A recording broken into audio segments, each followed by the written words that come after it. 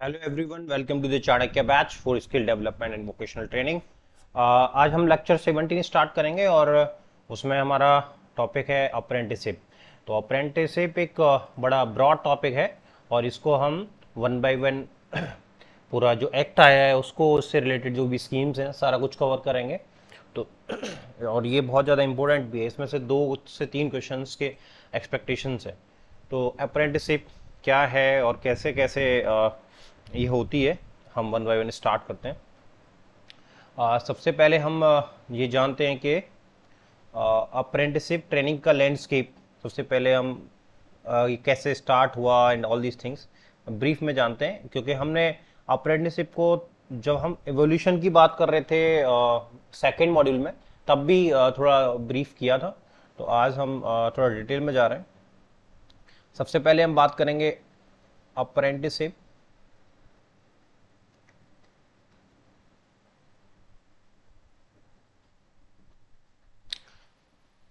Training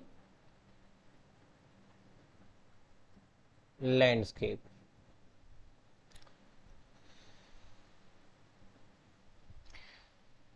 apprenticeship training in India is govern, कौन सा act है वो, पहले तो ये आपको रटा होना चाहिए। The apprenticeship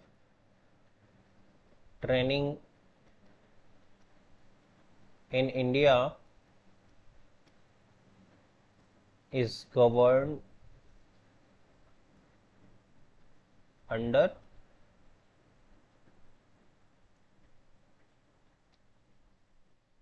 apprenticeship act 1961। और ये अमेंड, जैसे जैसे टाइम के अकॉर्डिंग ये अमेंड भी होता रहा है। तो रिसेंटली जो अमेंडेड हुआ है दैट इज बस अमेंडेड अप टू 2014। और जब कोई एक्ट आता है तो इसके रेस्पेक्ट में रूल्स भी डिसाइड करती है गवर्नमेंट। तो पहले जो रूल्स है, मतलब जो भी एक्ट आता है उसके रेस्पेक्ट में गवर्नमेंट रूल्स भी फ्रेम करती है। तो जो एक्ट है वो है 1961, और जो अमेंड हुआ है 2014 तक। और अप्रेंटिसशिप रूल्स जो बने हैं, जो रूल्स थोड़ा डिटेल्स में होते हैं, कैसे कैसे चीज़ों को इम्प्लीमेंट करना है। अप्रेंटिसशिप रूल्स जो 1992 में फ्रेम हुए और अमेंडेड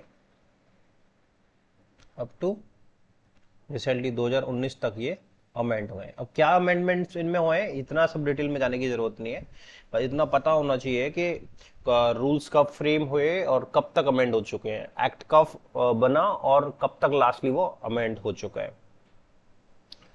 और एडमिनिस्ट्रेशन की बात करें इसकी, तो हम ऑलरेडी जानते हैं ये चीज़ कि ये अप्रेंटिसशिप ट्रेनिंग, जो आपकी अप्रेंटिसशिप ट्रेनिंग है, apprenticeship training initially was under the ministry of labour and employment, ये तो हम जानते ही हैं। एंड इसका जो एडमिनिस्ट्रेशन है ट्रांसफर्ड हो जाता है to ministry of skill development in 2015। तो ये हम ऑलरेडी हम जानते हैं। हम ये भी जानते हैं कि एक ट्रेनिंग है जो इंस्टीट्यूट करा रहा है, apprenticeship is a training by industry, ये भी हम जानते हैं। अब क्या क्या प्रोसीजर इसका करने का, कैसे कैसे इम्प्लीमेंट होती है, वो हम देखते हैं। हम पहला चीज़ हमने लैंडस्केप ये देखा कि ये कैसे कैसे एक्ट के अंडर में आती है और ये कब इसका administration ministry of skill development entrepreneurship में गया।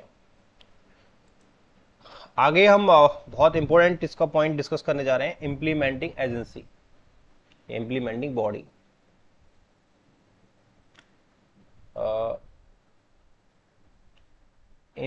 इम्प्लीमेंटेशन, इसका इम्प्लीमेंटेशन कैसे होगा। देखिए, सेंट्रली एडवाइजरी काउंसिल, या फिर कमेटी, ये सेंटर की है। ये क्या है, एक अपेक्स स्टैच्यूटरी बॉडी है जो एक्ट के थ्रू ही बनती है, to advise and assist central government in implementation of the act. इसके बाद दो चीजें स्टार्ट होती हैं, एक आपका सेंट्रल गवर्नमेंट और ये आपका स्टेट गवर्नमेंट। सेंट्रल गवर्नमेंट की दो मिनिस्ट्री इस चीज को देखती हैं, एक है मिनिस्ट्री ऑफ एजुकेशन और एक है आपकी MSD, ministry of skill development and entrepreneurship. ऐसे ही स्टेट में भी दो लोग हैं, एक है आपका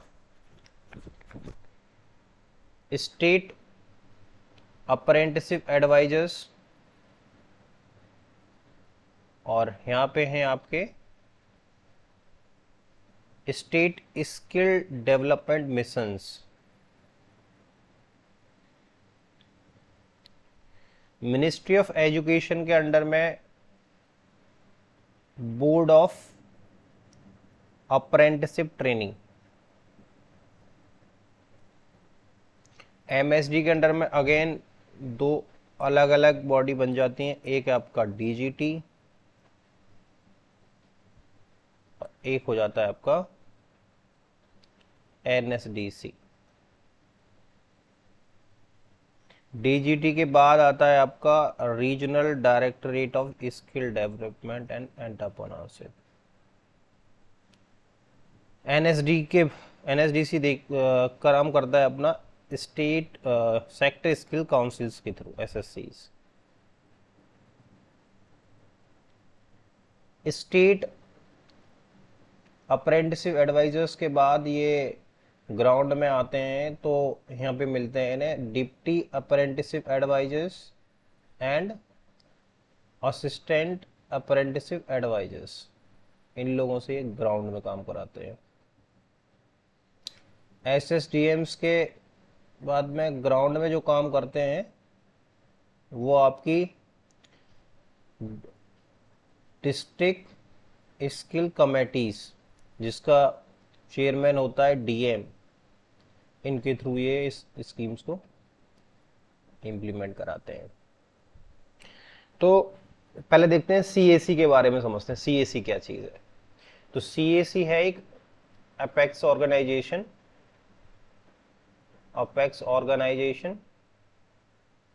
ये स्टैट्यूटरी बॉडी है क्योंकि इसी एक्ट के थ्रू ये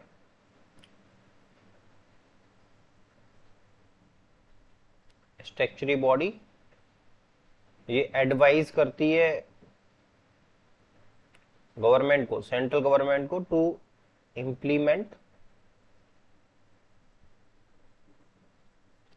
दिस एक्ट। कौन सा एक्ट? 1961। इसको इम्प्लीमेंट करने के लिए एडवाइस करती है सेंट्रली एडवाइजरी कमेटी। इसमें आपका चेयरमैन इसका होता है जो हमारा मिनिस्ट्री ऑफ स्किल डेवलपमेंट से रिलेटेड भी मेंबर्स होते हैं इसके, और ये रोटेशनल बेसिस पे होती है ये। अब सेंट्रल गवर्नमेंट और स्टेट गवर्नमेंट दो अलग अलग हिस्से हैं इसके इम्प्लीमेंटेशन के।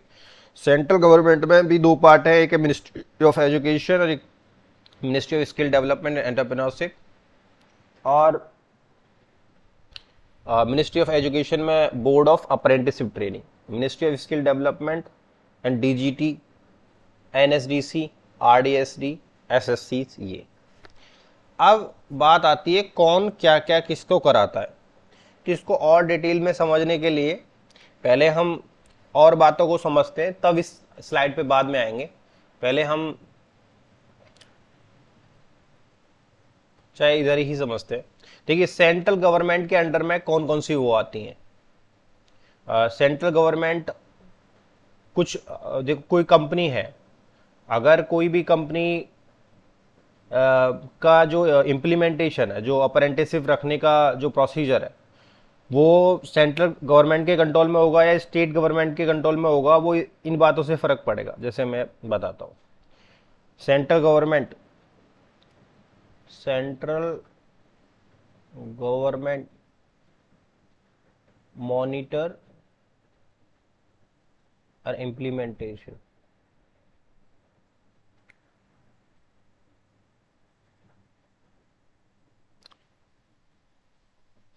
कौन कौन सी इंडस्ट्री को मॉनिटर करेंगे ये सेंट्रल गवर्नमेंट वाले और इम्प्लीमेंट करेंगे एक्ट को? तो अगर वो पहली चीज सेंट्रल पब्लिक सेक्टर यूनिट है, पीएसयूज है, तो उसमें जो अप्रेंटिसशिप एक्ट को इंप्लीमेंट करना, मॉनिटर करना सेंट्रल गवर्नमेंट का काम होगा। अगर वो कोई सेंट्रल गवर्नमेंट का डिपार्टमेंट है या ऑफिस है, सेंट्रल गवर्नमेंट ऑफिस है, कोई भी ऑफिस हो जो सेंट्रल गवर्नमेंट की ऑफिस हो, ऑफिस में भी अप्रेंटिस रखे जाते हैं, तो उनको भी इंप्लीमेंट करने का काम सेंट्रल गवर्नमेंट का ही होगा।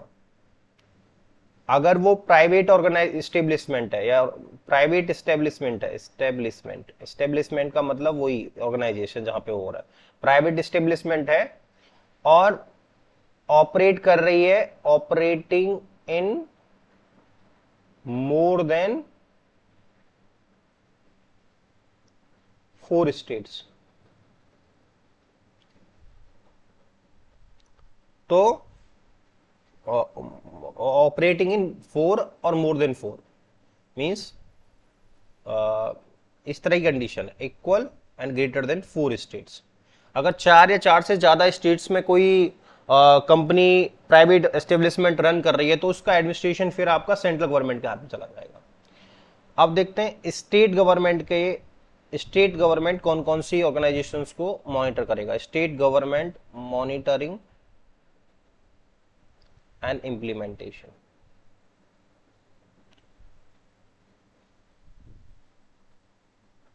Of this act.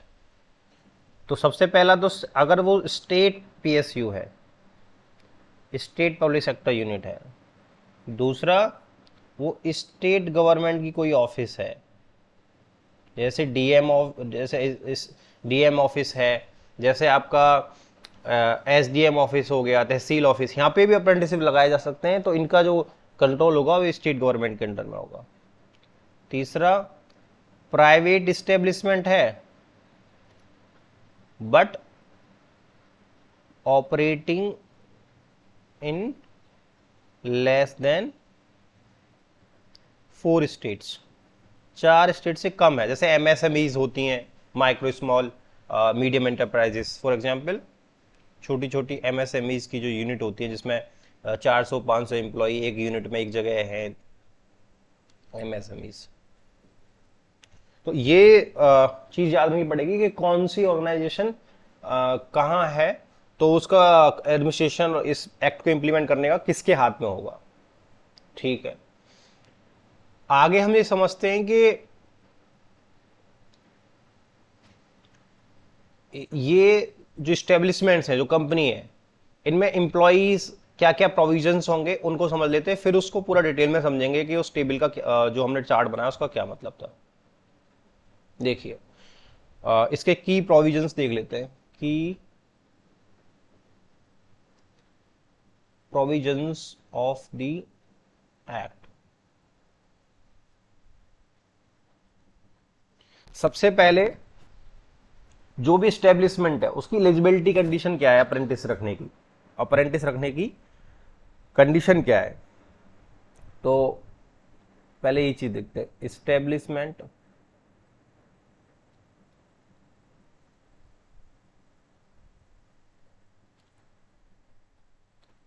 Eligibility and norms.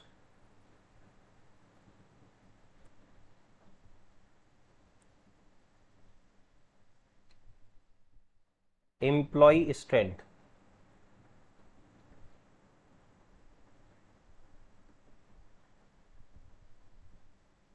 फिर आ गया आपका अप्रेंटिसशिप एलिजिबिलिटी,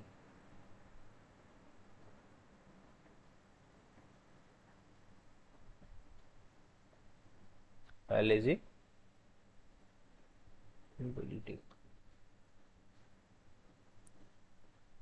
अगर देखिए किसी इस्टेब्लिशमेंट में, जो इंडस्ट्री का या कोई ऑफिस हो सकती है कहीं भी, अगर एम्प्लॉय की स्ट्रेंथ 0 से 3 है, 3 लोग तक उसी में है, एक एक या 2 या 3 है, तो उसमें आप कोई अप्रेंटिस नहीं रख से, नॉट एलिजिबल, कोई भी अप्रेंटिस नहीं रखा जाएगा उसमें। अगर उसकी स्ट्रेंथ 4 से 29 तक है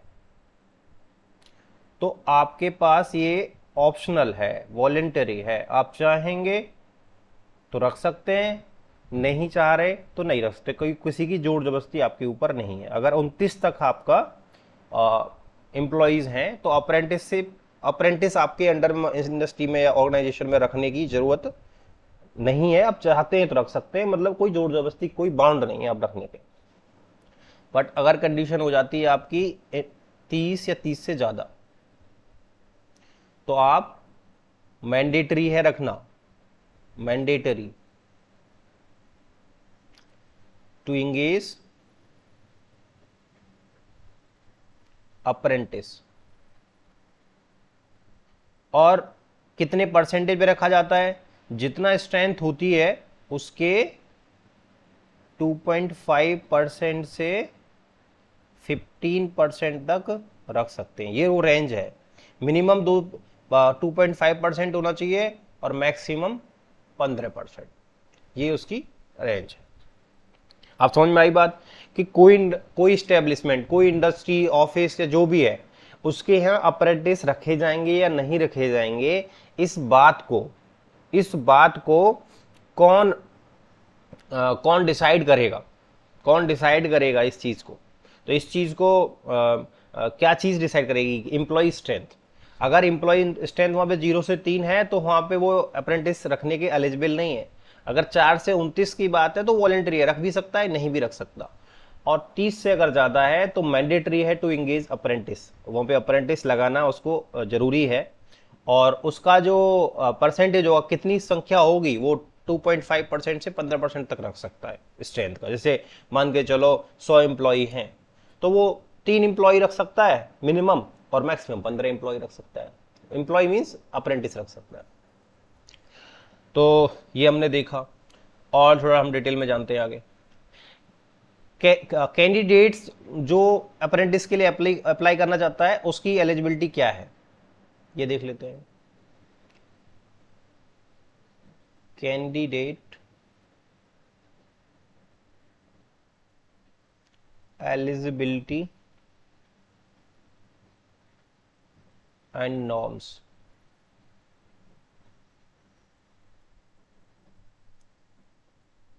पहली चीज 18+ ईयर्स फॉर हजार्डस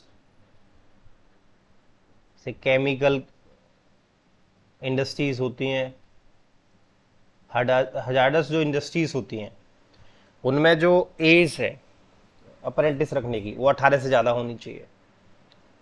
दूसरी चीज़ 14+ ईयर्स होनी चाहिए फॉर ऑल नॉन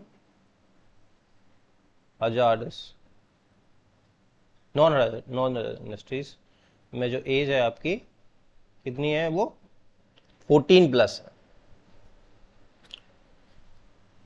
ये एम्प्लॉय नहीं है 14+ के, देखो भैया ये तो वो हो गए चाइल्ड लेबर हो गए, 18 साल तक तो चाइल्ड लेबर होता है, नहीं, ये these are not employees, these are the apprentice.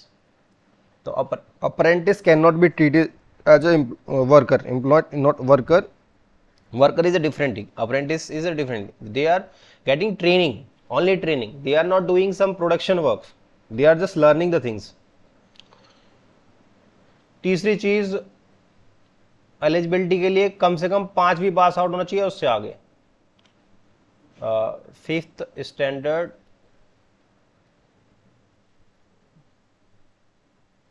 Pass out and एवब।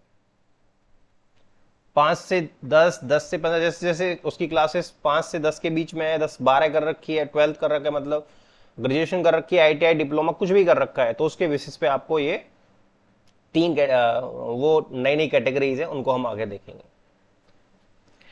अच्छा, ट्रेनिंग की ड्यूरेशन क्या है? कुछ इंपॉर्टेंट पॉइंट्स इसमें हम डिस्कस करते हैं।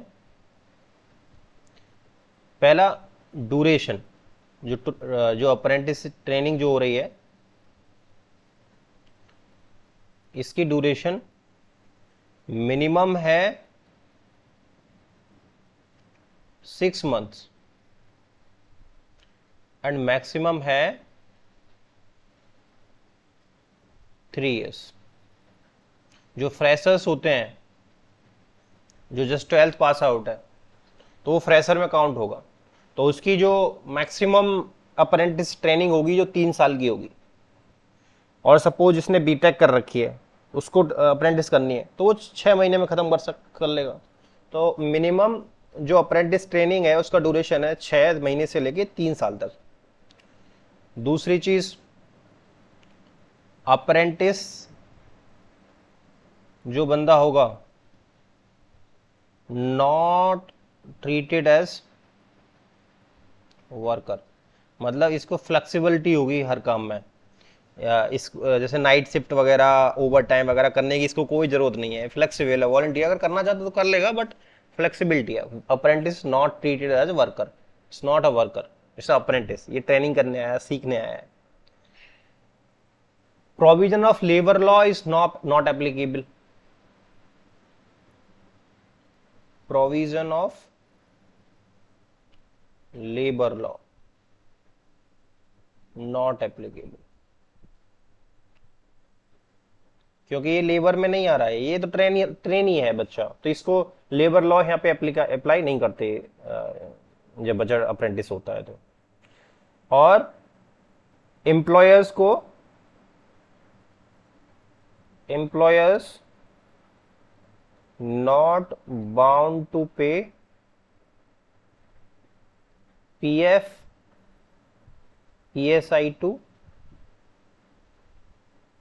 अप्रेंटिस। जैसे PF और ESI करता है जब बच्चा एम्प्लॉय जब जॉब करता है कहीं, क्योंकि ये अप्रेंटिस है तो जितना इसको स्टाइपेंड मिलता है, इसको सैलरी नहीं बोलते, इसको स्टाइपेंड बोलते हैं, तो वहाँ PF और ESI नहीं करता, एम्प्लॉयर्स को पे नहीं करना होता है। तो ये हमने कुछ इंपॉर्टेंट पॉइंट देखे और थोड़ा डिटेल में जाते हैं। देखिए कुछ टर्म्स हैं, इनको डिफाइन करते हैं कि क्या क्या चीज़ें होती हैं वन बाई वन। सबसे पहला काम होता है कॉन्ट्रैक्ट। ये क्या चीज़ है?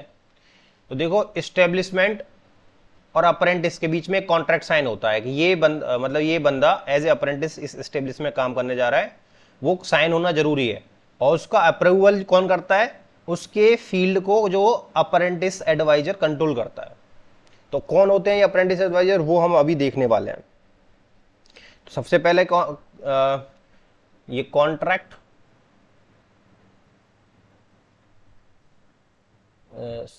साइन बिटवीन एस्टेब्लिशमेंट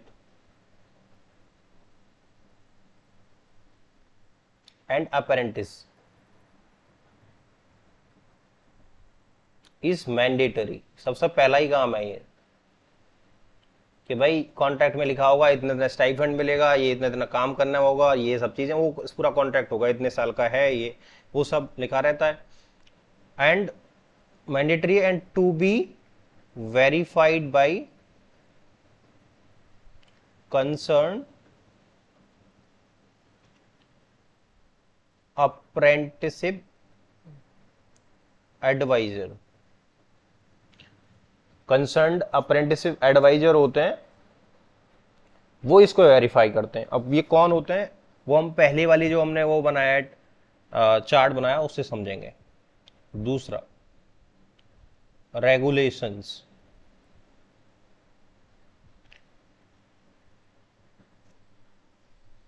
जो कंसर्न अप्रेंटिसिप एडवाइजर होगा,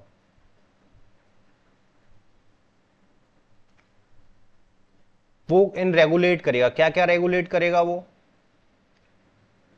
इट विल रेगुलेट क्या क्या? जो कॉन्ट्रैक्ट को रेगुलेट करेगा, भाई किस चल रहा है या बीच में तोड़ दिया। क्लेम्स, जो स्टाइपेंड से रिलेटेड क्लेम्स होंगे। Any special request like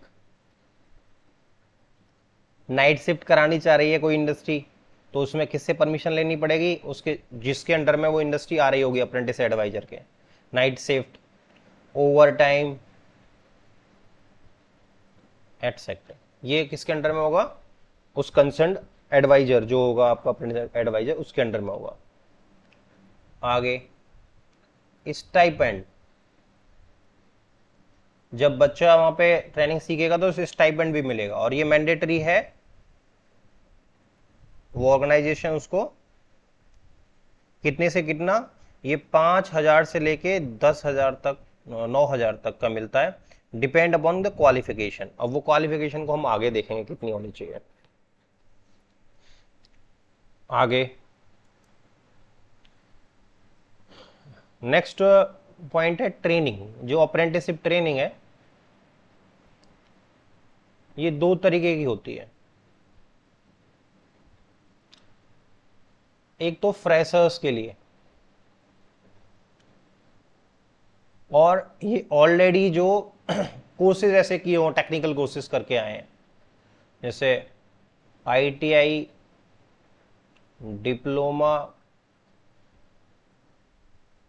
and engineering graduates, और ये फ्रेशर्स हैं जो आपके 5 से 10 तक पास आउट, 5 से 10 या 5 से 12th पास आउट हो गए, या जनरल ग्रेजुएशन किया हुआ है, ये फ्रेशर्स कहलाते हैं। ये इनको ट्रेड बोलते हैं, ट्रेड टेक्नीशियन, ये टेक्नीशियन, और ये इंजीनियरिंग ग्रेजुएट। ये दो तरह के लोग होते हैं जो अप्रेंटिस करने पहुंचते हैं।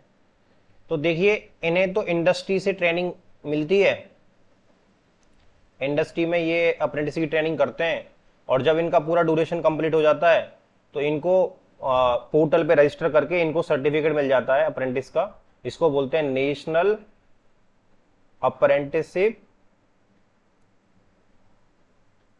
Certificate, NAC। पर क्योंकि ये फ्रेशर्स होते हैं, इनकी कोई ट्रेनिंग नहीं हुई होती है, तो इंडस्ट्री की ट्रेनिंग तो इन्हें करनी ही करनी है, और इन्हें बेसिक ट्रेनिंग और करनी होती है। बेसिक ट्रेनिंग, बेसिक ट्रेनिंग होती है करीब 6 महीने की। इसमें थ्योरेटिकल पढ़ाया जाता है, पर्सनालिटी डेवलपमेंट, सॉफ्ट स्किल्स। तो इसको बोलेंगे, ये जो ट्रेनिंग है, this is like on the job training, OJT, मतलब जॉब जो इंडस्ट्री में ऑफ द शॉप फ्लोर पे जो काम करना है। और ये फ्रेशर्स को पहले 6 महीने ये कराएंगे, फिर इसके बाद इनको आफ्टर 6 मंथ, इनको 6 मंथ कराने के बाद फिर आपको OJT पे डालेंगे। तो समझने वाली बात आई, दो तरह के लोग हैं, एक तो सिर्फ OJT करते हैं, उनको बेसिक ट्रेनिंग की जरूरत नहीं पड़ती, और एक ऐसे भी लोग होते हैं जिनको बेसिक ट्रेनिंग प्लस OJT दोनों करनी है, तब जाके सर्टिफिकेट मिलेगा। तो ये कौन से लोग हैं OJT करने वाले, जो ITI, डिप्लोमा, इंजीनियरिंग ग्रेजुएट्स हैं, इनको बेसिक ट्रेनिंग की जरूरत नहीं पड़ती, क्योंकि ये बेसिक ट्रेनिंग ऑलरेडी उस इंस्टीट्यूट में करके आए हैं। इनको सिर्फ ऑन द जॉब ट्रेनिंग करनी है, जैसे 1 साल का कोर्स होगा इनके लिए। उस 1 साल के बाद जब ये पूरा कंप्लीट कर लेंगे तो इनको नेशनल अप्रेंटिसशिप सर्टिफिकेट मिल जाएगा। बट ये जो लोग हैं, जो फ्रेशर्स हैं, जिनकी हम फ्रेशर्स की बात कर रहे हैं, जो 5th से लेके 12th तक और जनरल ग्रेजुएट्स, इनको बेसिक ट्रेनिंग भी करनी है 6 महीने की। जो बेसिक ट्रेनिंग प्रोवाइडर्स होते हैं हर उसके, जो इंडस्ट्री में अप्रेंटिस करेंगे उसके बेसिक ट्रेनिंग प्रोवाइडर्स होते हैं, वो इसको मैनेज करते हैं। और OJT उस इंडस्ट्री में होती है। तो करने के बाद इनको टेस्ट भी देना होता है। ये पहले ऑनलाइन टेस्ट देते हैं, उस टेस्ट में जब ये पास हो जाते हैं 1 साल के बाद, पूरा जैसे इनका 2-3 साल का प्रोग्राम चलता है, तो उसके बाद इनको क्या मिलता है, नेशनल अप्रेंटिस सर्टिफिकेट। ये जो इक्विवेलेंट होता है, ये जो ITI का जो वो होता है उसी के इक्विवेलेंट होता है। इसको लेके भी एक काइंड ऑफ ट्रेनिंग हो गई, इसको लेके भी आप किसी इंडस्ट्री को ज्वाइन कर सकते हैं और फर्दर अब्रॉड तक जा सकते हैं इस सर्टिफिकेट के थ्रू। इसकी भी वैल्यू वही है जो एक ITI पास आउट की जो वैल्यू है, इवन उससे भी थोड़ा ज़्यादा है, क्योंकि इंडस्ट्री में सीख के आ रहे हैं आप। तो ये भी अपने आप में इम्पोर्टेंट चीज़ है। तो आपको समझ में आया अप्रेंटिस ट्रेनिंग दो तरह की होती है, एक सिर्फ ओजीटी जो इंडस्ट्री में ट्रेनिंग होगी, उसकी कोई बेसिक ट्रेनिंग जरूरत नहीं है, एक जगह बेसिक ट्रेनिंग ओजीटी दोनों होगी। बेसिक ट्रेनिंग ओजीटी फ्रेशर्स के लिए होगी जो 5th से लेकर 12th पास आउट है या जनरल ग्रेजुएट है, बट जो लोग आईटीआई डिप्लोमा इंजीनियरिंग ग्रेजुएट्स हैं उनके लिए सिर्फ ओजीटी होगी। उनको ओजीटी के बाद ही बिना किसी टेस्ट के एनएसी मिल जाता है, नेशनल अप्रेंटिस सर्टिफिकेट। पर जो फ्रेशर्स होते हैं उनके लिए उन्हें टेस्ट भी देना होता है। पहले 6 महीने की बेसिक ट्रेनिंग होगी। बेसिक ट्रेनिंग को कौन कराते हैं? बेसिक ट्रेनिंग प्रोवाइडर्स, बीटी जो बेसिक ट्रेनिंग है इसको बेसिक ट्रेनिंग प्रोवाइडर्स 6 महीने का कोर्स कराते हैं। ये भी रजिस्टर करने होते हैं, गवर्नमेंट ऑफ इंडिया के रजिस्टर पोर्टल पर रजिस्टर करे जाते हैं, यही कराते हैं, यही मैनेज करते हैं इन चीज़ों को। फ्रेशर्स की जो अप्रेंटिसशिप है उनको यही मैनेज करते हैं। ये जो फ्रेशर्स अप्रेंटिस मैनेजर भी बोल सकते हैं इनको, ठीक है। आगे चौथी पॉइंट आ गया,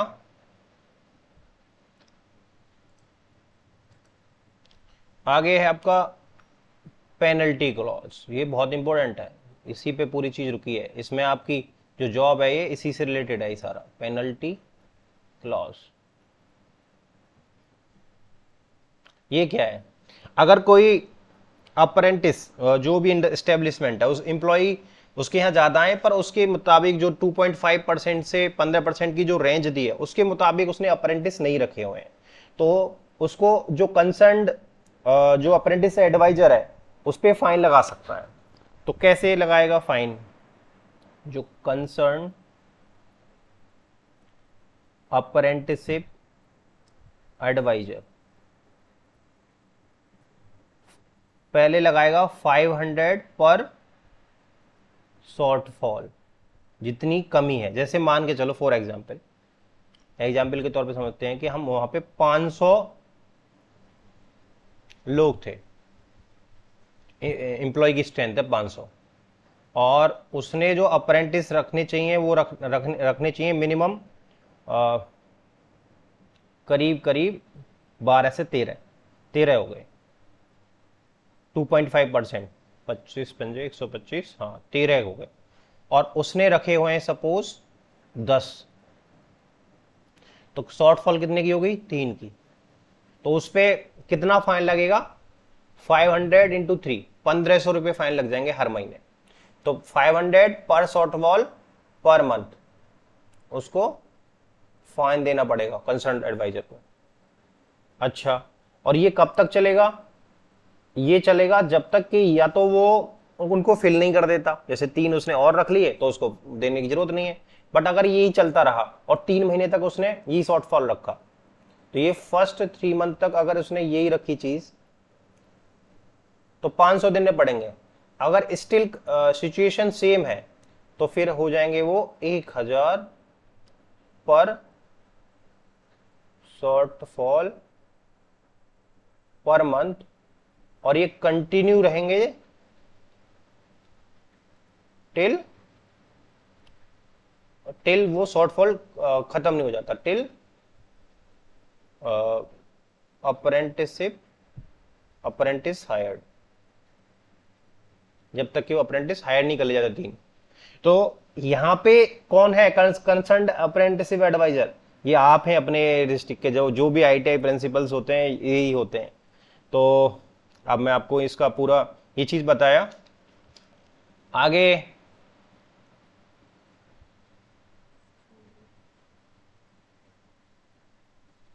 अब इसको थोड़ा सा बैक गियर में देखते हैं सारी चीजें कि क्या क्या हमने पढ़ा। देखो पहले दोबारा से इन चीजों को समझे तो बार में देखो, मैंने आपको ये बात बताई है कि इस एक्ट का इम्प्लीमेंटेशन जो होना है वो सेंट्रल पे आपका सीएसी है, अपेक्स ऑर्गेनाइजेशन स्टैच्यूटरी बॉडी है, वो एडवाइज करती है सेंट्रल गवर्नमेंट को ये इस एक्ट को इंप्लीमेंट करने के लिए। इसके 2 पार्ट हैं इंप्लीमेंटेशन के, सेंट्रल गवर्नमेंट भी इंप्लीमेंट करती है, स्टेट गवर्नमेंट भी इंप्लीमेंट करती है इसको। सेंट्रल गवर्नमेंट किस किस इंडस्ट्री को एस्टेब्लिशमेंट को कंट्रोल करती है ये हमने यहां देखा। सेंट्रल गवर्नमेंट की जो पीएसयूज हैं, central public sector unit, central PSU, central government office, private establishment जो ऑपरेट कर रहे हैं मोर देन 4 स्टेट्स में, 4 या 4 से ज्यादा में। और स्टेट गवर्नमेंट किसको मॉनिटर कर रही है? जो स्टेट पीएसयूज हैं, स्टेट गवर्नमेंट की ऑफिस हैं, या फिर प्राइवेट एस्टेब्लिशमेंट बट ओपन है, वो लेस देन 4 में, तो इनको ये मॉनिटर कर रहे हैं। आगे हमने देखा कि ये करते क्या हैं, इसमें ये लोगों का हायरार्की है क्या। तो सबसे इंपॉर्टेंट चीज यही है इसमें समझने वाली कि देखिए, ministry of education, bachelor of, board of apprenticeship training, ये किस किस को मॉनिटर करता है?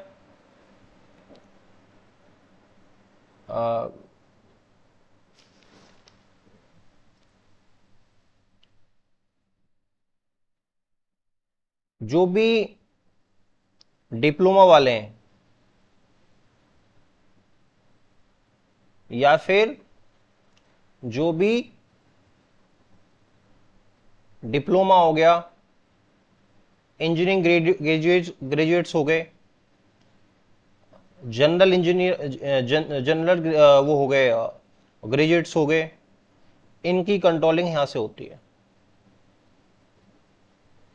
Board of apprenticeship training, board of apprenticeship training के सेक्टर वो हैं, 4 बोर्ड हैं टोटल ऑल ओवर इंडिया में, उनके थ्रू इनकी मॉनिटरिंग करती है कि डिप्लोमा वाले बच्चे कहाँ कहाँ अप्रेंटिस लगेंगे, इंजीनियरिंग वाले कहाँ कहाँ लगे हुए हैं, कितने लगे हुए हैं, इन सबका ये देखते हैं।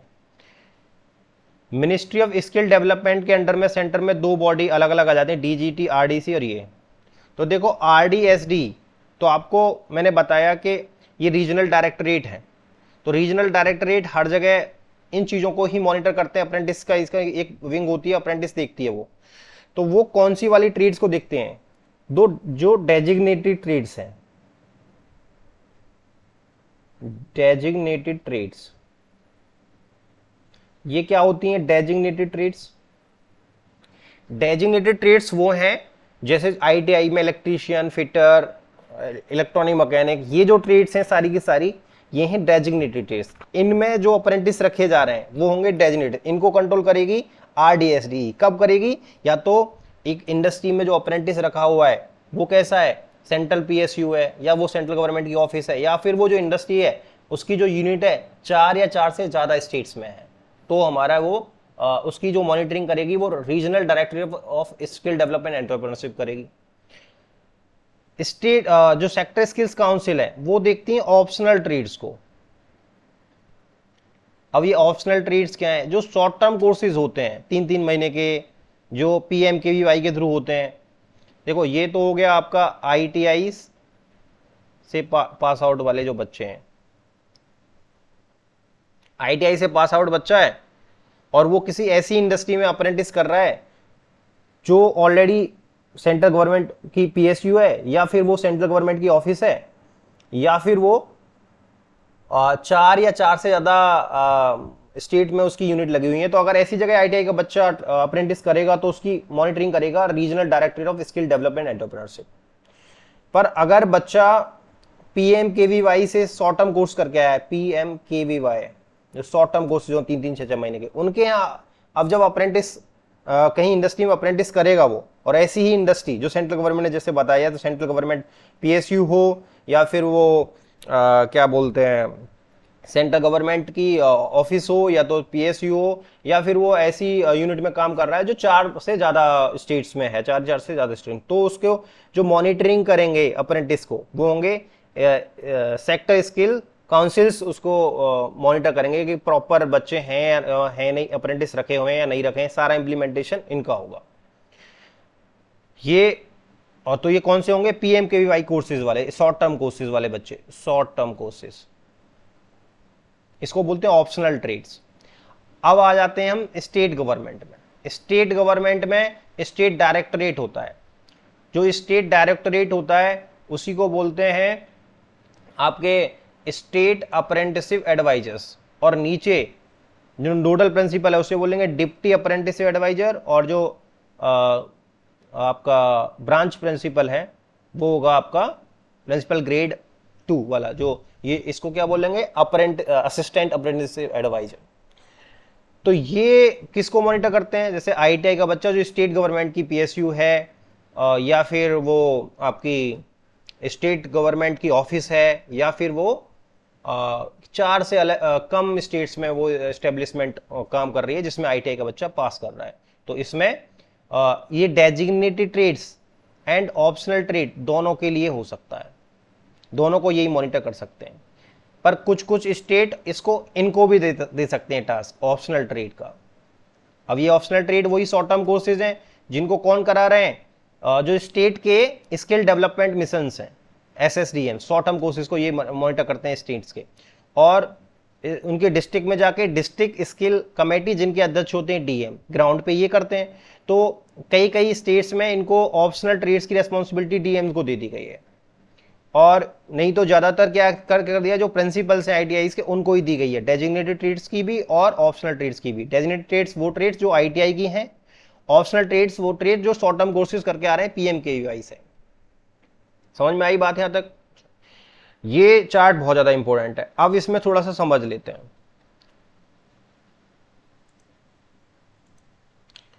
देखिए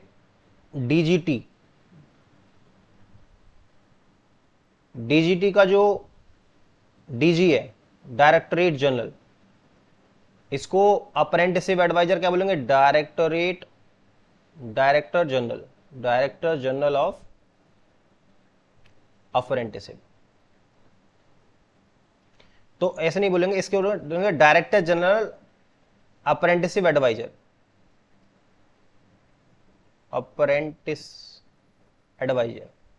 सबसे हाईएस्ट बॉडी है ये अप्रेंटिस की, जो कहां बैठता है? DG, जो डायरेक्टर जनरल होता है। इसका designation director general apprenticeship advisor. जो रीजनल डायरेक्टर होते हैं, रीजनल डायरेक्टरेट, RDSDE, उनमें जो AD होते हैं, असिस्टेंट डायरेक्टर, उनको भी क्या बोलते हैं? ट्रिपल एस कौन से वाले हो गए ये? इनको फुल फॉर्म देख लेते हैं। असिस्टेंट अप्रेंटिसशिप एडवाइजर, ये उन्हीं को देखते हैं। किसको देखते हैं? जो सेंट्रल गवर्नमेंट की PSUs में अगर कोई बंदा काम कर रहा है, या फिर सेंट्रल ऑफिस में काम कर रहा है, या फिर वो 4 स्टेट से ज्यादा वाले, 4 या 4 से ज्यादा वाले में काम कर रहा है। इन्हीं में होते हैं DD, डिप्टी डायरेक्टर, उनको बोलते हैं डिप्टी अप्रेंटिसशिप एडवाइजर। ये इनसे ऊपर वाले होते हैं, डिप्टी अप्रेंटिसशिप एडवाइजर। तो ये तो चीज रही यहां की। अब हम स्टेट, ये तो सेंट्रल गवर्नमेंट की बात हुई, सेंट्रल गवर्नमेंट की, स्टेट गवर्नमेंट की बात कर लेते हैं। स्टेट में हमने आपको बताया कि एक स्टेट डायरेक्टरेट है, और स्टेट डायरेक्टरेट का जो हेड है वो भैया आपका डायरेक्टर। तो इस डायरेक्टर को बोलते हैं वहां पे, सॉरी यहां पे होगा ये सेंट्रल अप्रेंटिसशिप एडवाइजर, ये होगा सेंट्रल अप्रेंटिसशिप एडवाइजर, CAA, ठीक है, डायरेक्टर जनरल। ऐसे ही ये जो डायरेक्टर होगा, इस होगा state apprenticeship advisor, highest body in state. तो स्टेट अप्रेंटिसशिप एडवाइजर कौन है? Director of state directorate, SSA बोलते हैं इसको। अब आ जाते हैं फील्ड में। एक मिलेगा आपको नोडल ITI, फिर मिलेगा आपको ब्रांच ITI। जो नोडल ITI होगा उसका जो हेड होगा वो प्रिंसिपल होगा, प्रिंसिपल ग्रेड 1। तो ये होगा आपका DAA, डिप्टी अप्रेंटिसशिप एडवाइजर। ऐसे ही ब्रांच ITI, इसका जो प्रिंसिपल होगा ये होगा प्रिंसिपल ग्रेड 2, और इसको बोलेंगे AAA, that is assistant apprenticeship advisor. तो हर डिस्ट्रिक्ट में जो हेड होता है अप्रेंटिस का ये होता है। कहीं कहीं ये भी होते हैं, इनको पावर दे दी जाती है ब्रांच वालों को, और कहीं कहीं ये ज्यादातर जो डिस्ट्रिक्ट में DA एक ही होता है। एक डिस्ट्रिक्ट में ट्रिपल ए 3 हो सकते हैं, 2 हो सकते हैं, पर हर डिस्ट्रिक्ट में डिप्टी अप्रेंटिसशिप एडवाइजर या नोडल प्रिंसिपल एक ही होता है, एक ही नोडल आईटीआई है तो एक ही डीए होगा। ये बंदा करेगा कंट्रोल, क्या कंट्रोल करेगा ये, वो सब सारी अप्रेंटिसशिप की जो स्कीम्स हैं कि वो पेनल्टी लगाना, ये सब करना, ये सब इसका काम है डिप्टी अप्रेंटिसशिप एडवाइजर का। अप्रेंटिसशिप की जो स्कीम से इंप्लीमेंट करता है डिस्ट्रिक्ट में। और दूसरा हमने ये देखा,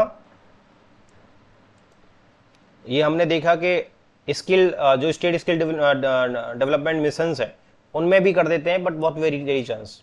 तो जो डेजिग्नेटेड ट्रेड हो या ऑप्शनल ट्रेड हो, दोनों को ही कौन मॉनिटर करता है, ये डीए मॉनिटर करता है। कहीं कहीं ट्रिपल ए भी कर देता है, जब थोड़ी ज़्यादा बड़ा डिस्ट्रिक्ट हो गया और ज़्यादा रेस्पॉन्सिबिलिटीज है तो डीए जो होता है ट्रिपल ए को भी असाइन कर देता है ड्यूटीज़।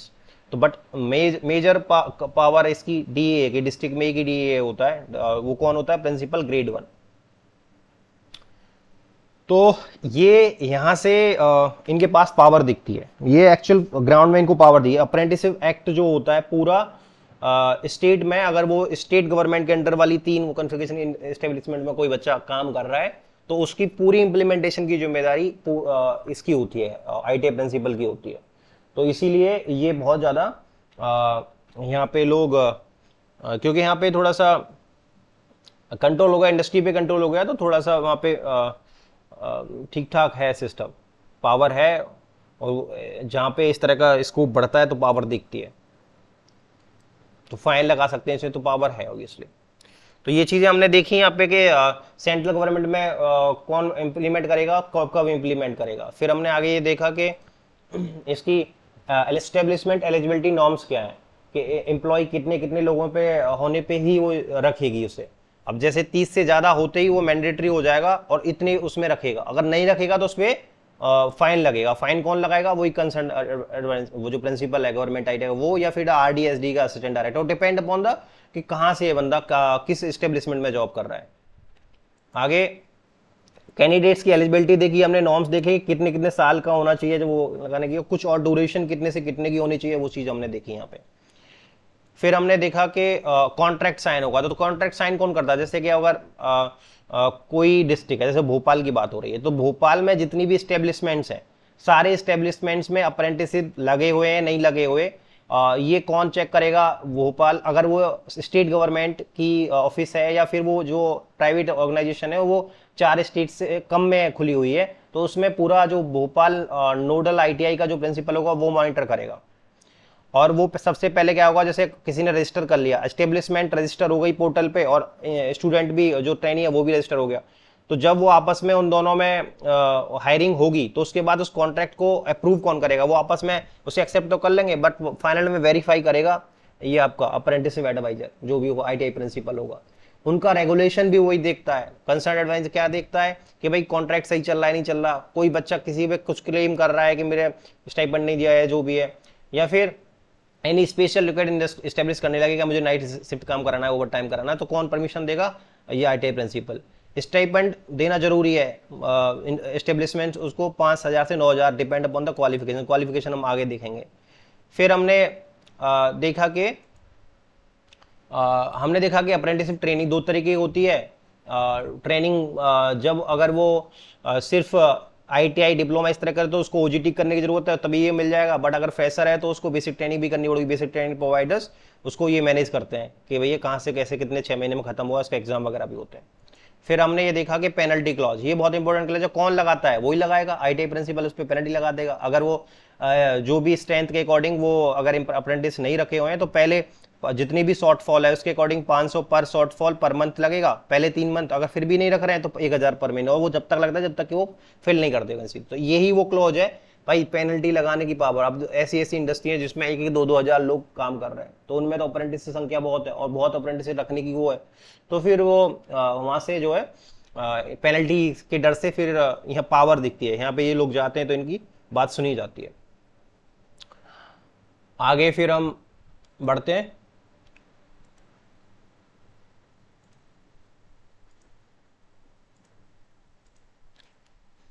अब हम देखते हैं कि मैंडेटरी मिनिमम स्टाइपेंड कितना होना चाहिए।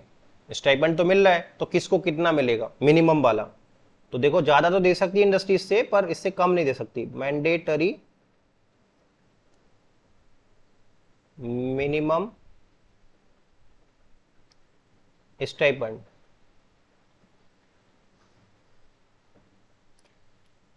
अब जैसे मैंने बताया कि मैक्सिमम 3 साल के लिए हो सकता है, मिनिमम 6 महीने के लिए हो सकता है, तो 6 महीने के लिए 1 साल को दोनों के लिए सेम ही है। तो पहले फर्स्ट ईयर का देख लेते हैं, फॉर फर्स्ट ईयर के लिए कितना होगा। देखो अगर बच्चा 5 से लेके 9th तक पास आउट है, 9th क्लास तक, तो उसको स्टाइपेंड मिलेगा 5,000 पर मंथ। अगर 10th पास आउट है तो उसे मिलेगा 6K पर मंथ। अगर 12th पास आउट है तो उसको मिलेगा 7K पर मंथ। अगर ITI पास आउट है तो उसे मिलेगा 7K पर मंथ। अगर बच्चा डिप्लोमा पास आउट है तो उसको मिलेगा 8K पर मंथ। और बच्चा अगर डिग्री, जो ग्रेजुएट, इंजीनियरिंग ग्रेजुएट है, ग्रेजुएट तो डिग्री, उसको मिलेगा 9K पर मंथ। ये मिनिमम है। इंडस्ट्री चाहे तो इससे डबल ट्रिपल कितने भी दे सकती है, डिपेंड अपॉन द ये इंडस्ट्री पे, इससे कम नहीं दे सकती। और इससे कम देगी तो किसको, कौन देखेगा इसको, वो सेंट्रल एडमिनिस्ट्रेशन, वो उसको फाइन लगा देगा, भैया ये कम नहीं मिल रहा, इसको उसको कॉन्ट्रैक्ट को खत्म करवा देगा या उस पर एडिशनल फाइन लगा देगा। तो देखो इसको बोलते हैं ट्रेड अप्रेंटिसशिप। ट्रेड अप्रेंटिस, जो ITI पास आउट जो अप्रेंटिस लगते हैं उनको बोलते हैं trade apprentice. Diploma pass out जो होते हैं उनको बोलते हैं टेक्नीशियन, टेक्नीशियन अप्रेंटिस। और इनको बोलते हैं, जो डिग्री वाले जो होते हैं, डिग्री वाले जो होते हैं उनको बोलते हैं ग्रेजुएट अप्रेंटिस। देखो इस, अगर ये ग्रेजुएट इंजीनियरिंग वाला है या नॉर्मल वाला है या कोई भी है, देखो सिर्फ ITI, जो ITI प्रिंसिपल है, ITI प्रिंसिपल की जो बात है, जो अप्रेंटिस एडवाइजर बना हुआ है, सिर्फ इसको कंट्रोल करेगा ये, सॉरी इसको नहीं, ट्रेड अप्रेंटिस को, इसको नहीं, ट्रेड अप्रेंटिस की जो अप्रेंटिस ट्रेनिंग है उसका जो इम्प्लीमेंटेशन और मॉनिटरिंग है वो ITI प्रिंसिपल करता है। वो उसका कंसर्न जो डिप्टी अप्रेंटिस एडवाइजर जो नोडल वाला होता है वो इस चीज को देखता है, इनको। और बाकी ये जो इनको फ्रेशर्स बोला जाता है, ये फ्रेशर्स हैं, तो इनको भी कौन देखता है, आप बोर्ड ऑफ अप्रेंटिस ट्रेनिंग। और सिमिलरली इन दोनों को भी कौन देखता है, board of apprentice training, BOET, जो कानपुर में है एक ऑफिस है, ऐसे ही करके 3-4 इनके ऑफिस हैं, रीजनल ऑफिस है, उनको हम आगे देखेंगे। तो जो चौथा वाला है इसको हमारा वो है। तो पहले साल तो ये इतना देना है, सेकेंड ईयर में 10% हाइक, और थर्ड ईयर में 15% हाइक।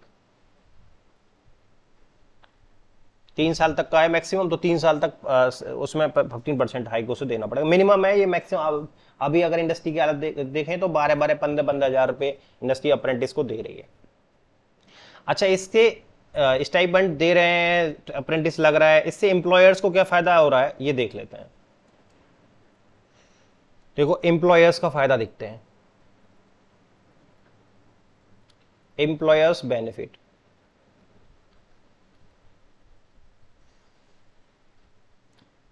सबसे पहला बेनिफिट, इनको इंसेंटिव मिलता है इसे कराने का। कहां से मिलता है, दो चीजें हैं इसमें। एक तो आपका CSR बेनिफिट हो जाते हैं, क्योंकि सबको पता है कि अगर इंडस्ट्री जो भी काम कर रही है इंडस्ट्री, अगर जो भी प्रॉफिट हो रही है उसका 2% CSR रेस्पॉन्सिबिलिटीज में देना होता है, कॉर्पोरेट सोशल रेस्पॉन्सिबिलिटी। जो भी ऐसा काम जो सोशल को, जैसे एजुकेशन में दे दिया या फिर कुछ ऐसे रोड वर्क करा दिए, सोशल वर्क करा दिया, इस तरह के काम में देना होता है। तो अगर जैसे ही वो 2.5% जो उसका अप्रेंटिसशिप रख रहा है, वो मिनिमम ये रख रहा है, और जितना खर्चा आ रहा है उसका रखने पे वो CSR में उसे दिखा सकता है, तो उसका जो ओवरऑल CSR का जो काम है वो यहाँ पे मैनेज हो सकता है। तो पहली चीज। दूसरी चीज, एक स्कीम चल रही है गवर्नमेंट ऑफ इंडिया की, NAPS। ये क्या है, इसको डिटेल में अभी आगे देखेंगे। National apprenticeship promotion scheme. इसमें 1500 रुपये 1.5 के पर अप्रेंटिसशिप पर मंथ गवर्नमेंट देती है एस्टेब्लिशमेंट को। गवर्नमेंट किसको देती है? एस्टेब्लिशमेंट को। प्रोत्साहन राशि, प्रमोशन राशि के भाई तुम अपने अप्रेंटिस रखो, हम तुम्हें ज्यादा खर्चा लग रहा है तुम्हें तो 1500 रुपये हम तुम्हें हर पर अप्रेंटिस का देते हैं। तो इससे भी इनको फायदा है, तो इंसेंटिव है पहले चीज तो। दूसरी चीज क्या फायदा है इनको? Work force pipeline. भाई वहीं से अच्छा बच्चा होगा, अप्रेंटिस रखा, सही एटीट्यूड, सब कुछ काम सीखने की आदत है, तो उसी को वहीं से ऑन रोल कर लेंगे उसे, तो इन्हें भटकने की जरूरत नहीं है। तो इससे क्या होगा? Steady stream of skilled workforce eight entry level. Entry level पे ही भैया बहुत सारे लोग उनके यहाँ ही होंगे, उनमें से जो अच्छे अच्छे होंगे, 1 साल के, जैसे 1 साल का अप्रेंटिस रखा तो उसमें से 50% लोगों ने अच्छे लगे, उनको एब्जॉर्व करके ऑन रोल कर दिया। Making better selection for regular employment. देखो रेगुलर एम्प्लॉयमेंट में जनरली होता क्या है, जैसे आपने भी बीटेक किया है तो बीटेक वगैरह में क्या होता है, एक दिन में जाती हैं कंपनियां, उनको ऑन रोल कर लेती हैं, तो एक दिन में क्या समझ में आया बच्चे का एटीट्यूड कैसा है, क्या करेगा। बट जहाँ पे अप्रेंटिस रखा 1 साल पूरे, तो उसे ईच एंड एवरीथिंग पता लगेगी बच्चे का, और फिर उसमें से उन्हीं लोगों को वो हायर करेंगे जिनका एटीट्यूड सही होगा, जिन्हें सीखने के आर्ट होगी, सब कुछ उनका वो कंप्लीट उसको वो कर लेंगे, जान लेंगे, समझ लेंगे।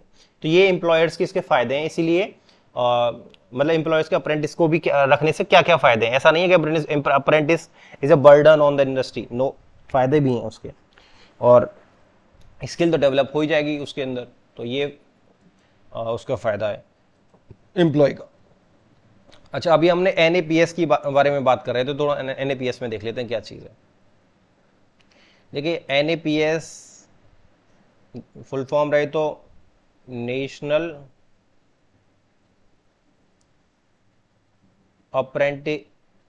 Apprenticeship promotion scheme. जो अप्रेंटिसशिप चल रही है उसको प्रमोशन के लिए स्कीम लाई गई। कब लॉन्च हुई? Launch in 2016।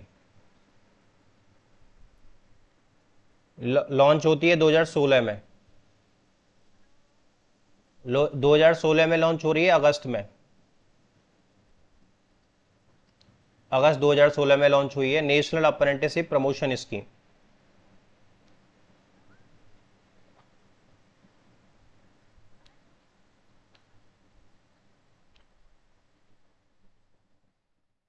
पहली चीज तो ये है। दूसरी चीज क्या है?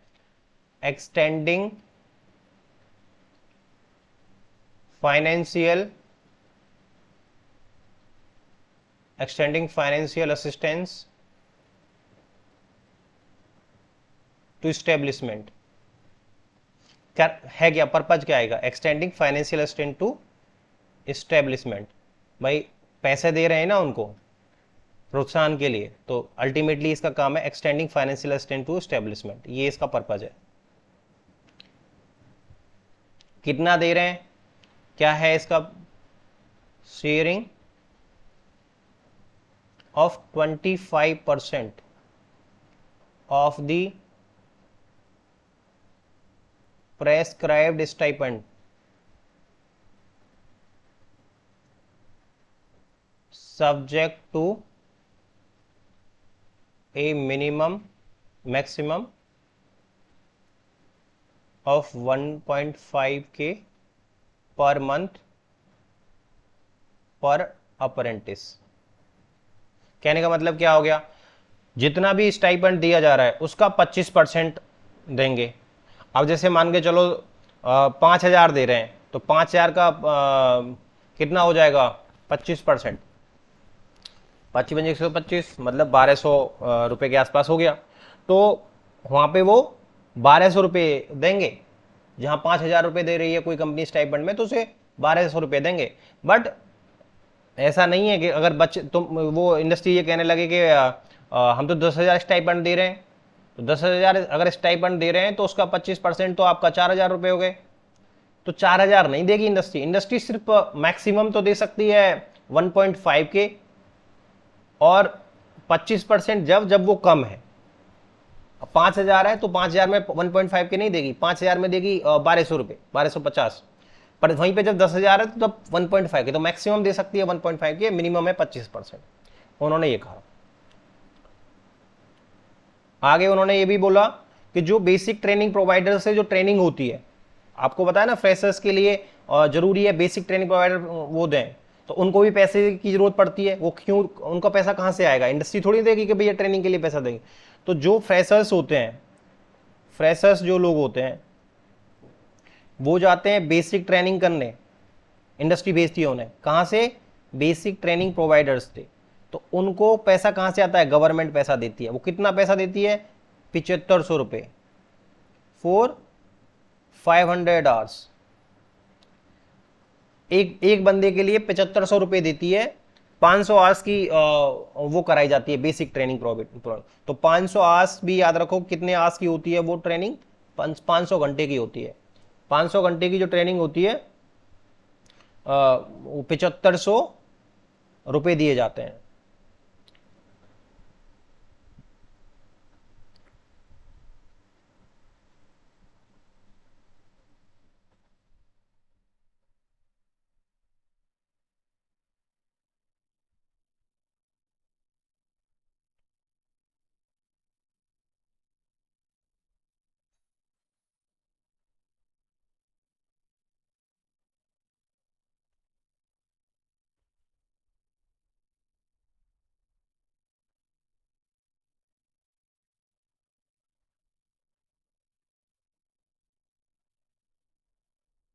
तो ये हमने देखा। अप्रेंटिसशिप लाइफ साइकिल देखते हैं, apprenticeship life cycle.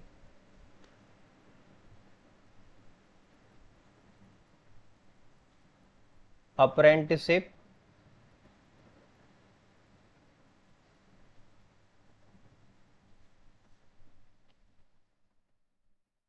Establishment register. देखो पहले इस्टेब्लिशमेंट रजिस्टर कर लेगी, उसके बाद कोर्स एडॉप्शन, फिर इसके बाद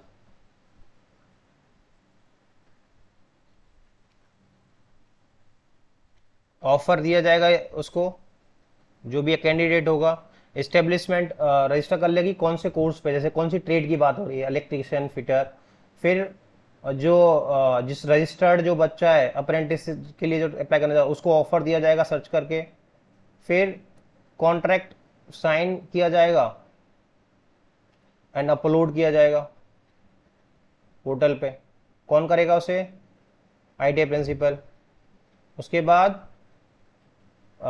बेसिक ट्रेनिंग एंड ओजीटी होगी, डिपेंड अपॉन ओजीटी उनके लिए होगी जो आईटीआई वाले हैं, और बेसिक ट्रेनिंग के लिए जो फ्रेशर्स हैं। और जब वो कंप्लीट हो जाएगा तो उसका असेसमेंट, जो पेपर होगा, टेस्ट होगा, एंड देन सर्टिफिकेट। ये इसकी लाइफ साइकिल है। एस्टेब्लिशमेंट रजिस्टर कर रही है कोई कंपनी पोर्टल पे जाके, फिर उसको कोई कोर्स अडॉप्ट कर रही है कि इस कोर्स में अप्रेंटिस रखेंगे, फिर उसको ऑफर देती है किसी बच्चे को, उसको हायर कर लेती है, फिर कॉन्ट्रैक्ट साइन करती है और अपलोड कर देती है, बेसिक ट्रेनिंग एंड ओजीटी कराती है, फिर उसके बाद असेसमेंट होता है, फिर सर्टिफिकेशन होता है। अब बेसिक ट्रेनिंग प्रोवाइडर के लिए रजिस्ट्रेशन करना होता है, बेसिक ट्रेनिंग प्रोवाइडर बीटीपी। तो इसमें क्या प्रोसीजर है, गवर्नमेंट आईटीआईज के लिए क्या रोल है, जीआईटीआईज। अगर गवर्नमेंट आईटीआईज की ग्रेडिंग दो या दो से ज़्यादा है, ग्रेडिंग 2 या 2 से ज़्यादा है, तो क्या होगा, वो एज ए बीटीपी कंसिडर हो जाएगी। यहीं पे अगर ग्रेडिंग हमारी 1 से 1.99 के बीच में है, तो बाय रजिस्ट्रेशन करना होगा, तब होगी। बिना रजिस्ट्रेशन के यहाँ पे बीटीपी है ये। और अगर ग्रेडिंग हमारी 1 से कम है, तो बीटीपी के लिए वो एलिजिबल ही नहीं है। Grading is less than 1, not eligible, not eligible. फिर आगे हमारा NATS। तो NATS क्या है, नाम है इसका नेशनल अप्रेंटिसशिप